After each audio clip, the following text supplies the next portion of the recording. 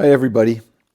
I'm working on a longer video that I'll share in a day or two, and with some Heather content and so on. But I was moved to make this one this morning because a friend of mine who I got to know in a caregiver workshop put on through Alzheimer's Nova Scotia a while ago.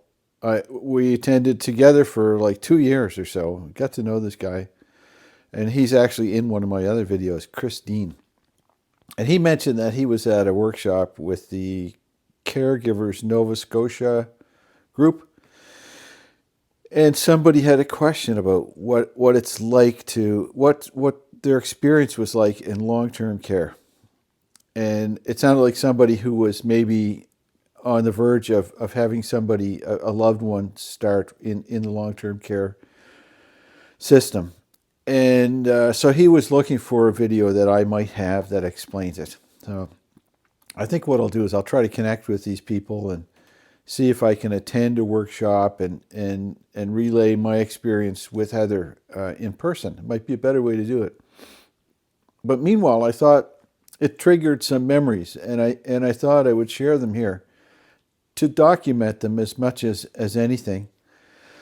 And it was my experience bringing Heather to long-term care on March 20th. And I have to say, I've described this caregiving at home as like running a marathon, running like an Ironman marathon. And then at a certain point, you're well into it. And all of a sudden you realize, oh, I've just run off the edge of a cliff and there's nothing below me. I have no traction. I don't know where I'm going. And I feel like I'm falling. I wonder if I'm going to hit the ground or what's going to happen. That's what it was like. That's what it felt like on March 20th when I dropped Heather off. So in practical terms, I knew she was going in. And the previous day I had dropped off some furniture. I forget what it wasn't much. A side table and a little another little table with a lamp and a plant and put up some photos and artwork and stuff like that. Bare minimum. And I walked around and I sat there quietly listening to the vibe of the floor, and I was in turmoil at the time. I found out later that the staff was aware I was there, and they didn't really know who I was. So they knew I was somebody, probably a family member coming to do something. And then on the day I dropped her off, I took her in the wheelchair taxi, and I had help. We got to the front door, and normally a person would go to the reception desk and say, "Hello, I'm here with my person. We are signing up for residency starting today." Not me. Johnny boy has to do things differently. I'm a do-it-yourselfer.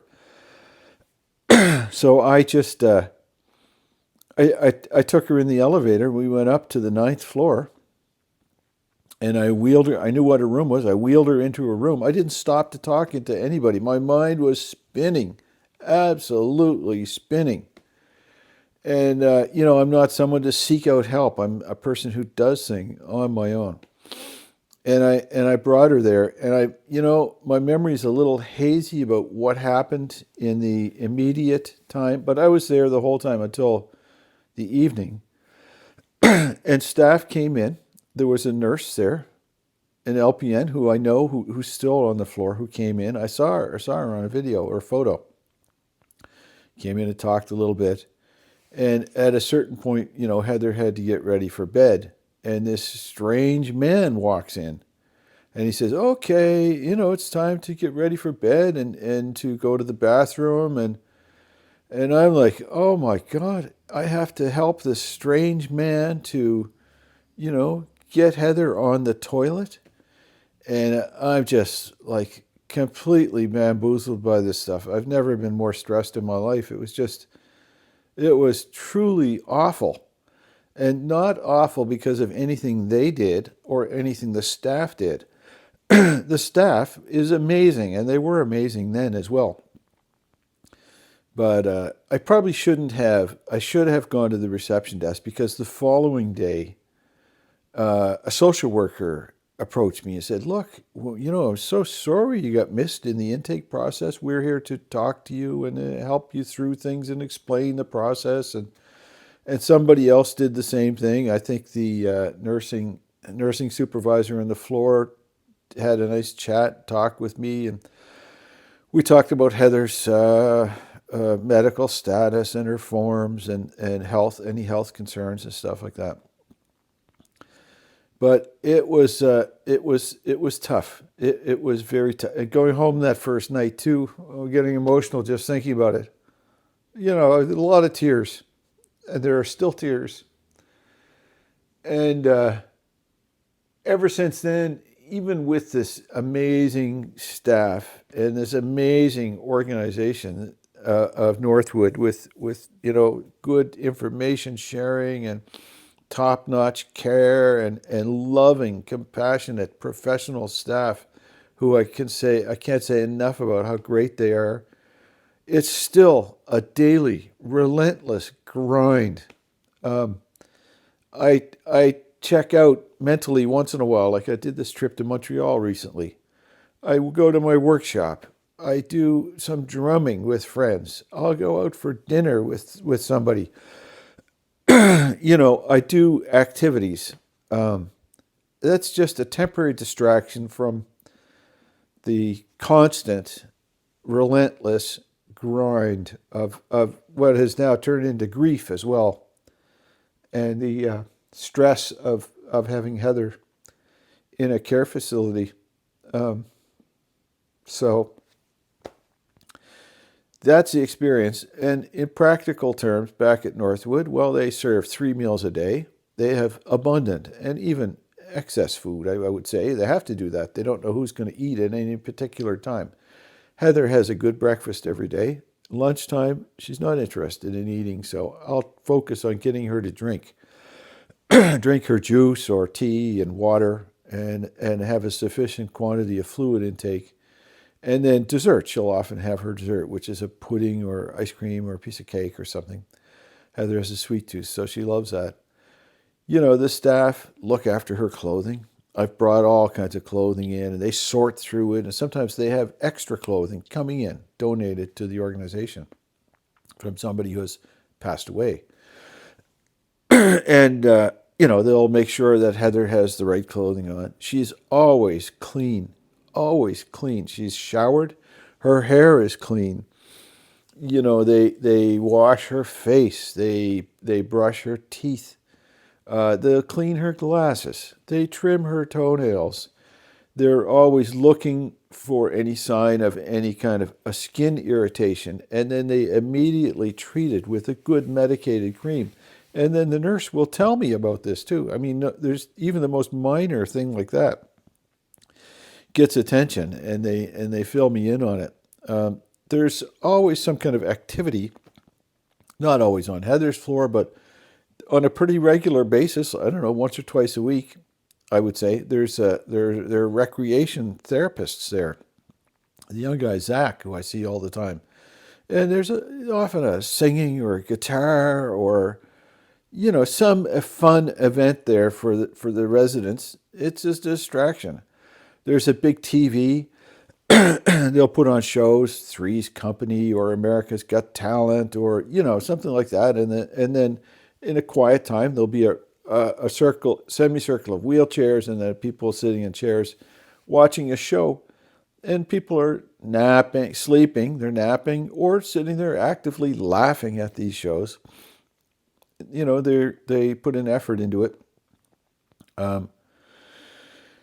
And they're always looking out for people. It's just amazing, an amazing spot. It couldn't be any better. There's absolutely no way that Heather could be at home. She is effectively a quadriplegic, I would say, at this stage. I think that's an accurate term to use. She has the use of her left hand, and that's it as far as moving her body goes.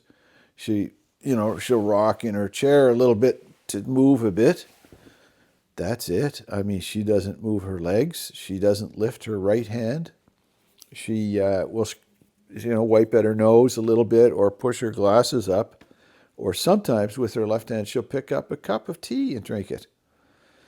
But there's other than that. I mean, I couldn't manage here, even with help, with 24-hour help. That system always breaks down. And I mean, if she were to fall or something, at Northwood, they have a whole team, and they have electric hoists, and they have a doctor on staff, and multiple professional trained care workers with decades of experience under their belt. I couldn't do it. So it's the only alternative. It's the only spot for her. And so, anyways, that's my experience. That's what it was like signing Heather into long-term care. And you get a sense of my mood and my feeling, even though I express some joviality and cheerfulness here.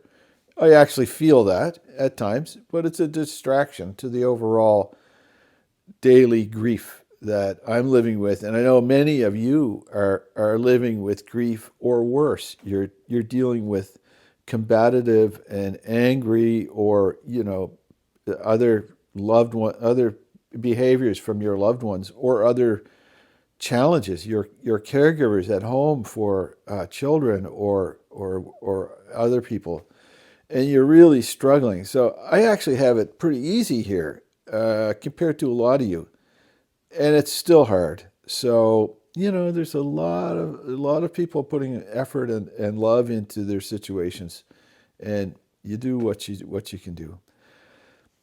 Does this help you? I hope so.